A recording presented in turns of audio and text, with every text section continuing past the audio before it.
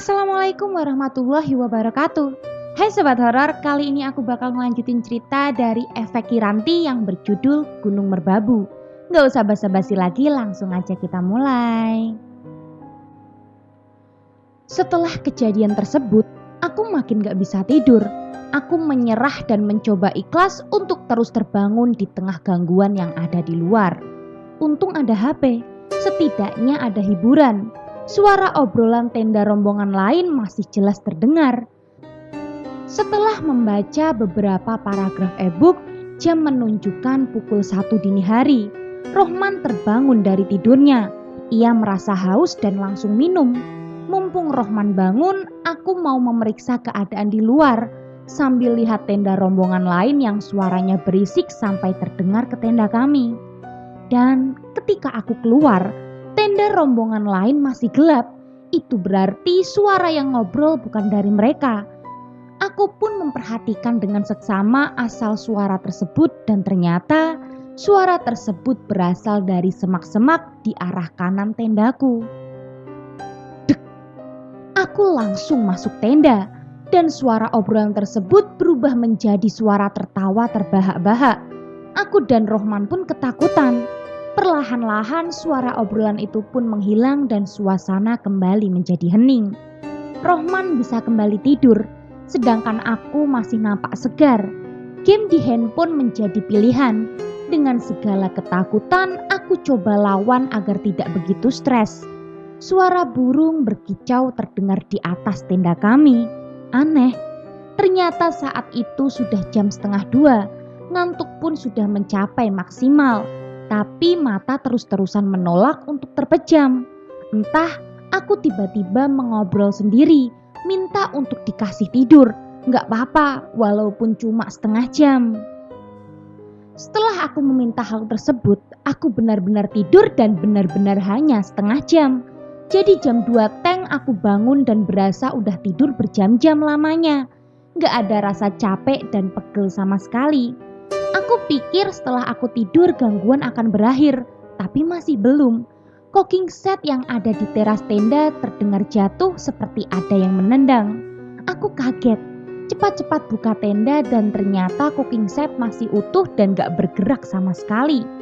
Ada di tempat semula. Pikiranku kembali kacau. Aku tutup tenda dan masuk lagi ke sleeping bag. Setelah kejadian tersebut, gangguan mulai berkurang intensitasnya.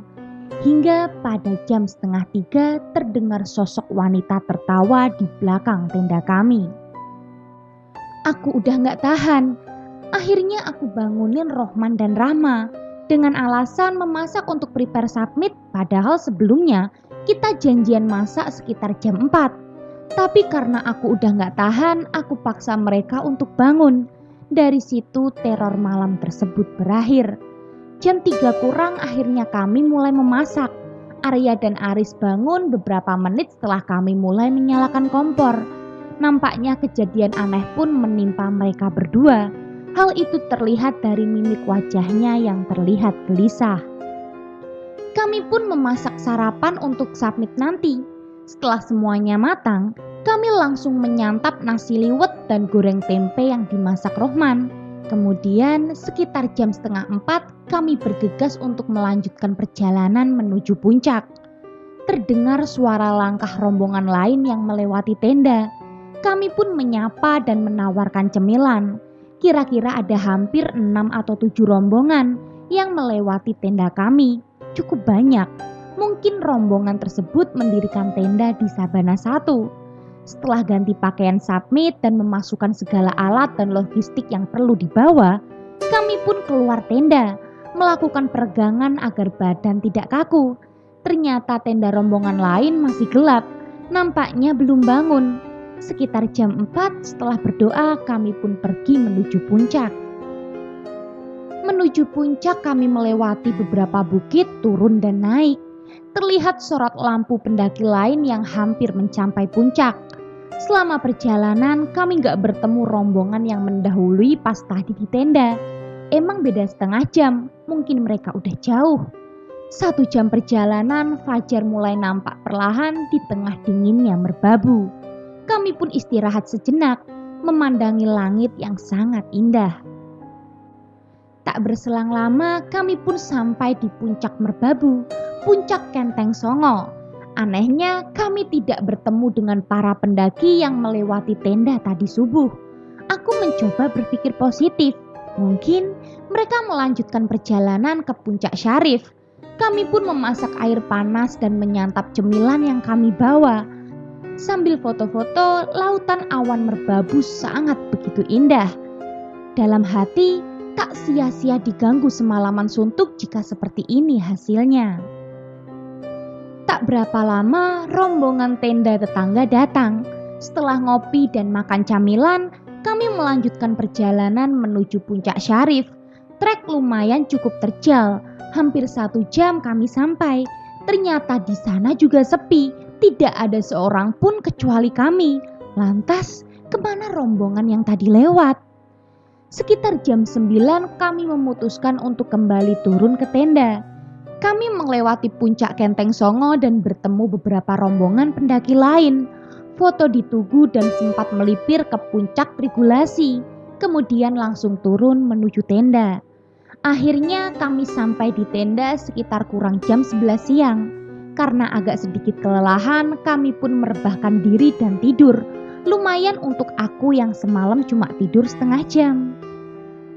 Ternyata kami tidur lumayan pulas. Tak sadar waktu sudah menunjukkan ke angka 2. Rama dan Rohman ternyata sudah lebih dulu bangun untuk mengabadikan berbagai momen. Aku langsung beberes dan packing barang-barang dalam tenda. Aku masak sisa logistik yang ada, ngisi tenaga untuk perjalanan turun nanti. Yang lain packing dan beres-beres tenda. Sekitar jam 3 kita pun makan. Selesai lalu prepare dan bersih-bersih sampah di sekitar area camp. Singkat cerita, kami pun turun setelah azan asar. Mungkin sekitar jam setengah 4. Estimasi perjalanan dari Sabana 2 ke base camp kira-kira 2 jaman. Jadi sebelum maghrib udah sampai. Kami pun mulai berjalan menuju Sabana 1. Karena belum terlalu curam, kami pun masih berjalan beriringan. Hingga akhirnya 20 menit kemudian kita sampai di Sabana 1. Kami memutuskan untuk tidak istirahat dan langsung lanjut ke pos 3. Trek mulai curam dan licin. Akhirnya Arya pun menyuruh kami untuk duluan. Lagi pula ada beberapa pendaki yang naik, jadi trek lumayan ramai. Setengah jam kemudian kami pun sampai di pos 3. Namun Arya belum terlihat dari kejauhan. Setelah menunggu beberapa saat, kami berempat melihat Arya dari kejauhan. Ia melambaikan tangan dan berteriak agar kita duluan dan menunggu di pos 2. Pada saat itu sudah hampir jam 5. Langit agak gelap dan mendung. Kami turun dan menuju pos 2 sambil menunggu Arya. Kurang dari setengah jam kemudian kami sampai. Langit berubah menjadi sangat gelap. Kami duduk di atas rumput dan menunggu Arya. Suasana sangat sepi, hanya ada kami. Karena aku rasa ini pasti ketemu malam, akhirnya aku menyuruh teman-teman yang lain untuk pakai headlamp. Azan maghrib terdengar berkumandang. Tak lama dari situ Arya datang dengan muka yang sedikit pucat. Ia minta minum dan sedikit waktu untuk beristirahat. Kami pun mengiyakan. Lagi pula sudah dekat dan treknya hanya turunan. Arya hanya terdiam. Aku pun mencoba bertanya.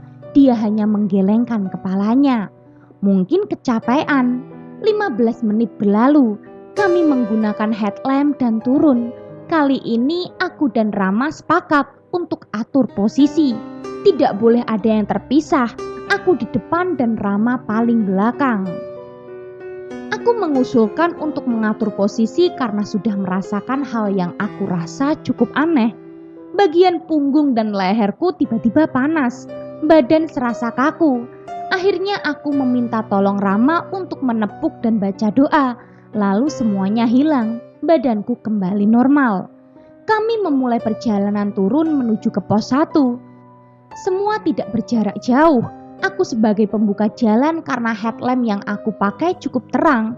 Baru 5 menit kita turun, lagi-lagi Arya minta break. Dia duduk lalu muntah-muntah. Kami mulai panik. Cobaan apa lagi ini? Setelah melihat Arya muntah-muntah, aku langsung keluarin P3K, memakaikan thermal blanket karena takutnya itu gejala hipo. Rebus air untuk dicampur tolak angin biar badannya hangat. Kami pun memutuskan untuk break. Aku langsung cari tempat yang landai agar kita bisa beristirahat dengan nyaman. 15 menit berlalu, lalu Arya mengucapkan sepatah kata, "Semangat!" Seketika ia langsung berdiri dan ingin bergegas pergi. Aneh, Arya yang tadinya lemas dan pucat kini berubah drastis. Kami pun berjalan kembali. Aku masih tetap di depan untuk membuka jalan. Perjalanan dari pos 2 ke pos 1 merupakan hutan yang lumayan lebat, dengan jalan setapak yang tidak terlalu lebar. Kiri jurang dan kanan pepohonan lebat. Rasanya banyak yang mengawasi. Aku merasa banyak mata di arah gelapnya hutan. Sebelum melewati pos Simpang Macan, Rohman minta break untuk minum. Akhirnya kami berhenti. Karena aku ada di depan, aku coba untuk senterin ke arah depan, tepat ke arah hutan-hutan yang gelap. Ketika aku senterin, aku melihat ada seperti bayangan putih di balik pohon. Aku kira cahaya bulan. Tapi perlahan bayangan putih tersebut berpindah ke pohon yang lain. Perlahan aku memperhatikan. Dan ternyata itu pocong. Benar-benar pocong. Mukanya gak jelas karena jaraknya yang jauh. Aku pun kaget dan langsung teriak meminta mereka untuk cepat-cepat turun dan bergegas pergi. Badanku gemetaran dan detak jantungku gak karuan. Tak lama dari situ pos Simpang Macan terlihat. Arya minta break sebentar. Aku iakan asal jangan terlalu lama. Pikiranku sudah mulai kacau. Tak berselang berapa lama, kami pun pergi meninggalkan pos Macan. Sepanjang jalan hanya ada suara burung dan daun. Kami terus berjalan. Sesekali kami break, mungkin sudah habis energi kami. Akhirnya aku merasa ada hal ganjil. Di depan ada percabangan jalan. Padahal jelas ketika naik gak ada. Aku pun bingung memilih jalan. Kami sepakat berhenti untuk berdiskusi.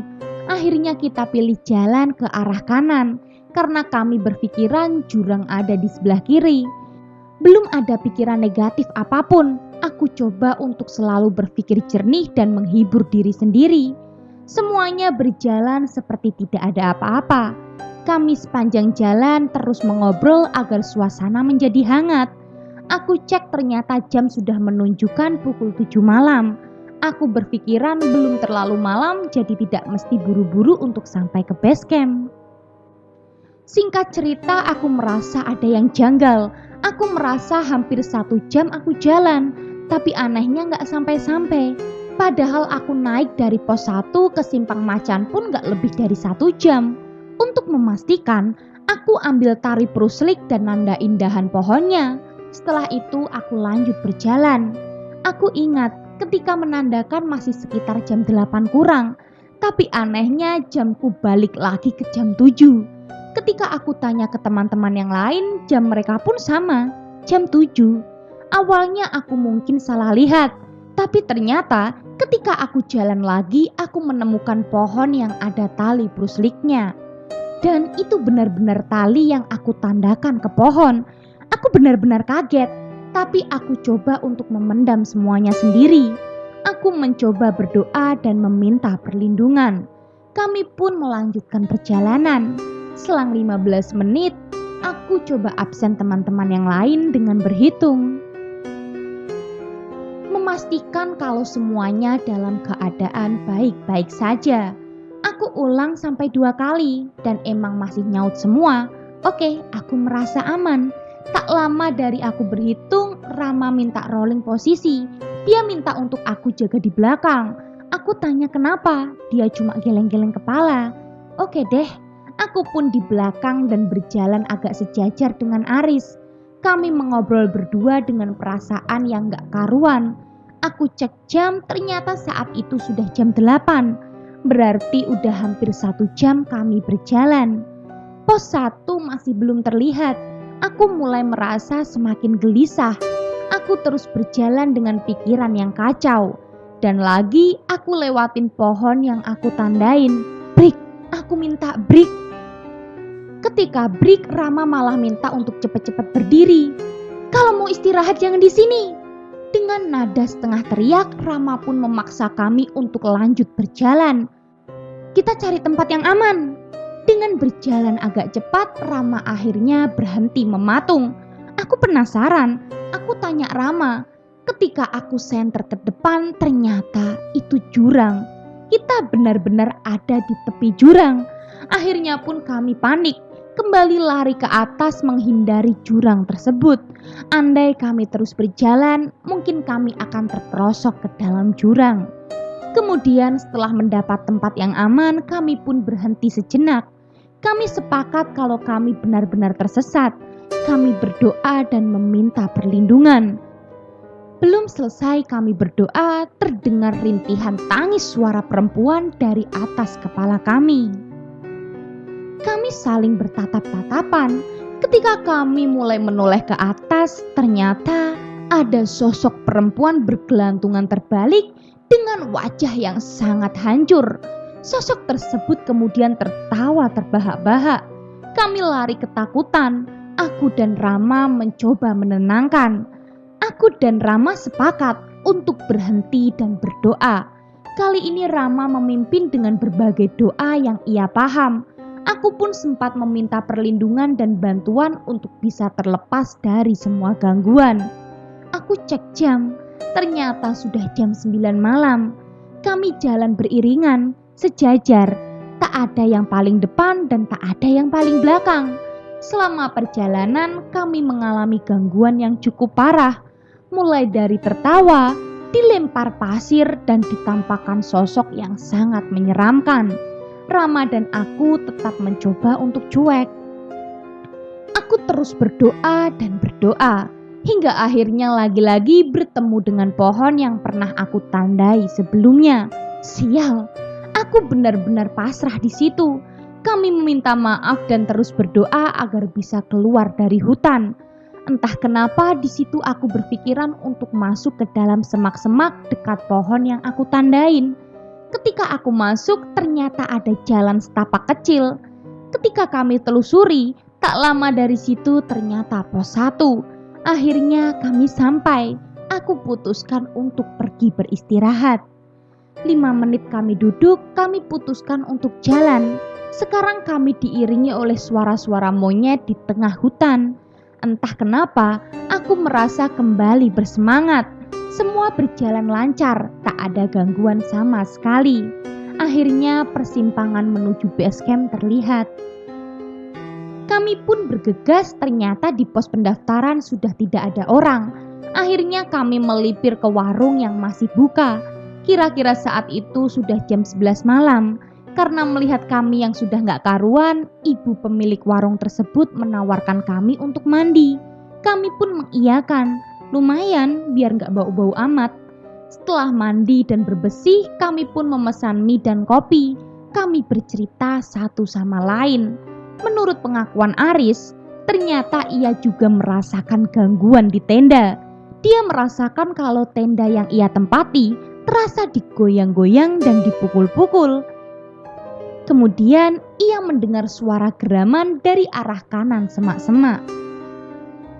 Lain halnya dengan Arya, teman setenda Aris. Arya merasa kalau ia sempat ketindihan. Ia merasa berteriak tapi suaranya tak keluar sama sekali. Selain itu Arya merasa kalau ada yang memainkan flashback. Rohman pun ikut bercerita. Sepanjang malam sebenarnya ia tidak bisa tertidur lelap. Ia merasa kalau di luar seperti ada yang memanggil-manggil namanya. Selain itu, ia merasa ada bayangan hitam besar dari luar tenda. Nah, di balik diamnya Rama, ternyata ia punya segudang cerita. Dari awal mula pendakian, sebenarnya ia mulai merasa sudah gak enak perasaannya. Sebelum pos 2, dia melihat nenek-nenek sedang berdiri dengan tatapan kosong. Pada saat di tenda, ia juga merasakan apa yang aku rasakan. Bahkan sebenarnya ia tidak tertidur pulas. Ia merasa kalau kakinya sakit seperti ada yang duduk di atas kakinya. Rama pun berkata, bahwa entah ilusi atau mimpi, dia kembali bertemu dengan nenek-nenek tersebut dan ia meminta izin untuk beristirahat di area tersebut. Namun, nenek tersebut tak kunjung menjawab, hingga akhirnya nenek tersebut menghilang dan tertawa melengking dengan keras. Mendengar Rama bertemu nenek-nenek, aku pun bertanya karakteristik nenek tersebut. Ternyata aku dan Rama bertemu dengan satu sosok yang sama. Kemudian Rama melanjutkan ceritanya. Ketika saat jalan turun, dia meminta untuk rolling ke depan. Itu bukan karena alasan, karena dia paling belakang dan pada saat berhitung, harusnya dia menjadi orang terakhir, orang kelima. Namun ketika ia teriak 5, di belakangnya pun ada yang ikut berhitung 6. Ia pun memastikan lagi. Ketika berhitung kedua pada saat ia teriak 5, kemudian ada yang mengikuti dengan mengucapkan kata 6 di belakang Rama. Rama mengatakan kalau suara tersebut seperti suara perempuan anak-anak. Tibalah giliran aku bercerita. Aku ceritakan apa yang aku alami di atas. Tak lama berselang, ibu-ibu di warung pun bertanya kepada kami, kenapa kami sampai di bawah saat larut malam. Kemudian aku pun menceritakan dengan singkat bahwa kami tersesat. Ibu pun sedikit kaget. Dia pun bertanya, berapa jumlah kami dan naik hari apa? Aku jawab 5 dan naik hari Kamis alias malam Jumat. Si ibu pun geleng-geleng kepala. Dia bercerita kalau jumlah pendaki ganjil dan naik malam Jumat lebih rawan diganggu. Pantes seperti apa yang diucapkan oleh Mas Andri, kami pun diganggu. Sebenarnya kami di situ sudah mencoba evaluasi diri. Kami merasa kalau kami memang kurang sopan karena bercanda berlebihan, sehingga mungkin mengganggu kenyamanan penghuni daerah tersebut. Ibu warung tersebut kemudian menawarkan kepada kami untuk menginap di rumahnya. Tanpa pikir panjang, kami setuju. Ternyata di dalam cukup ramai. Ada beberapa rombongan yang akan mendaki keesokan harinya. Karena badan kelelahan, kami pun tertidur dengan pulas.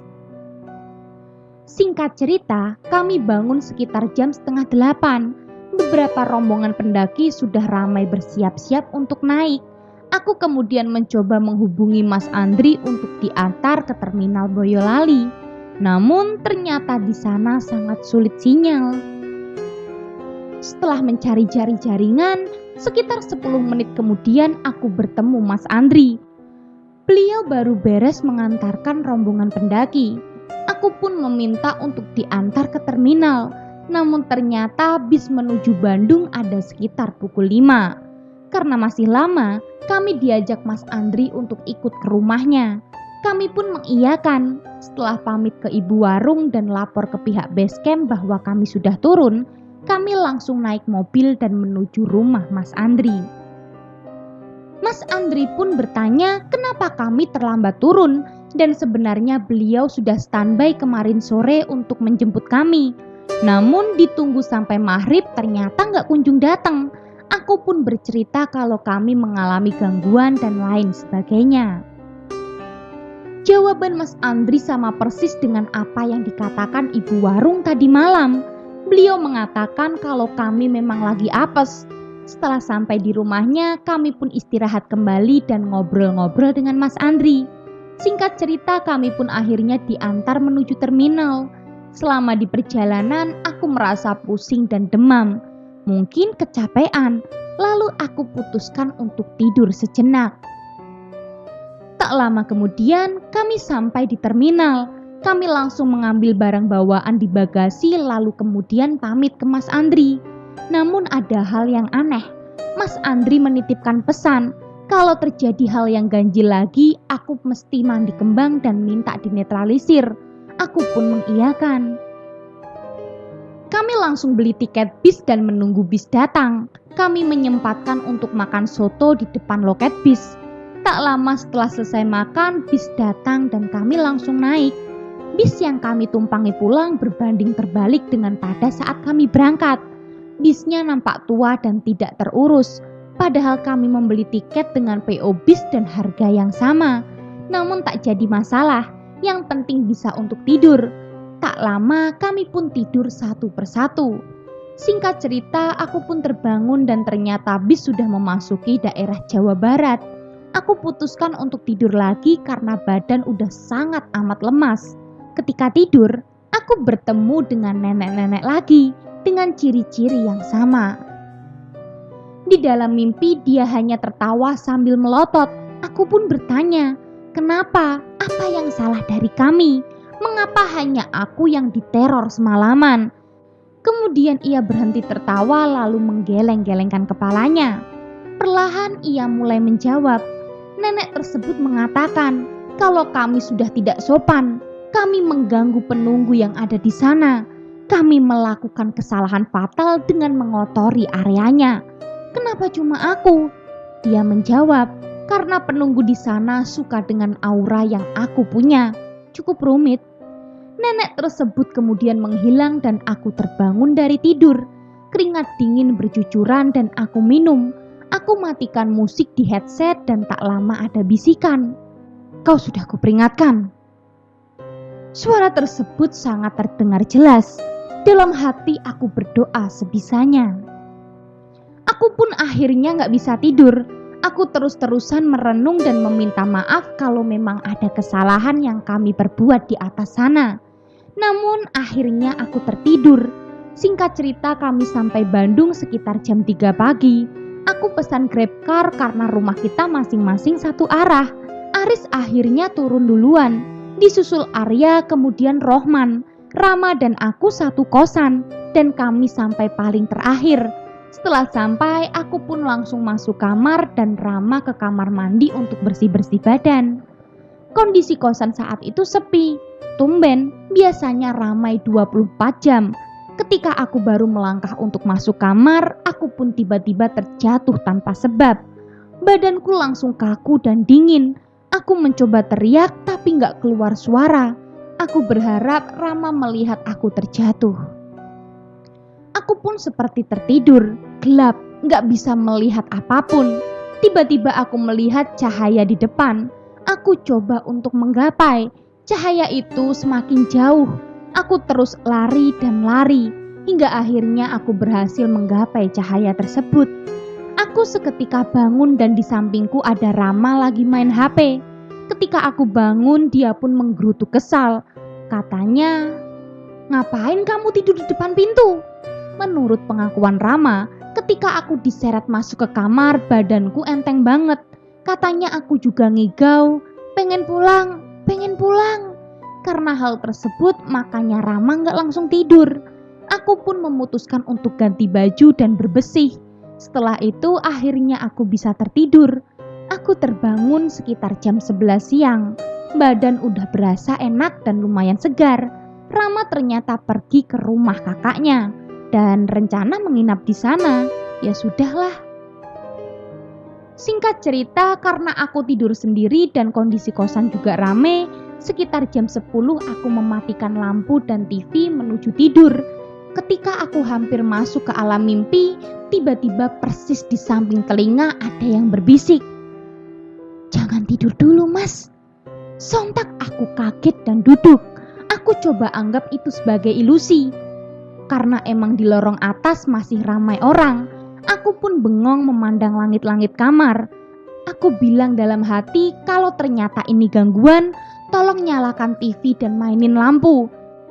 Akhirnya, lampu dan TV tiba-tiba nyala mati berulang-ulang. Aku langsung lari ngungsi ke kamar temen. Dia cuma ketawa, ngerti. Dia pun nanya masa takut sama yang biasa. Aku cerita kalau ini bukan yang biasa, energinya parah, aku bener-bener ketakutan. Beberapa hari kemudian aku terus-terusan diganggu. Akhirnya aku putuskan untuk pulang kampung dan bertemu omku yang mengerti dengan hal-hal seperti ini. Aku langsung dibawa ke guru spiritualnya yang emang kenal aku juga. Sebut aja Kang Iwa. Kang Iwa kemudian nanya-nanya kenapa aku bisa seperti ini. Aku pun bercerita sedetail mungkin tentang apa yang aku alami. Seperti apa yang dikatakan Mas Andri, aku pun disuruh untuk mandi kembang. Setelah itu aku disuruh untuk minum kopi hitam pahit setengah gelas. Kemudian sisa kopi tersebut ditaruh di atas nampan yang isinya bunga-bunga dan sesajen.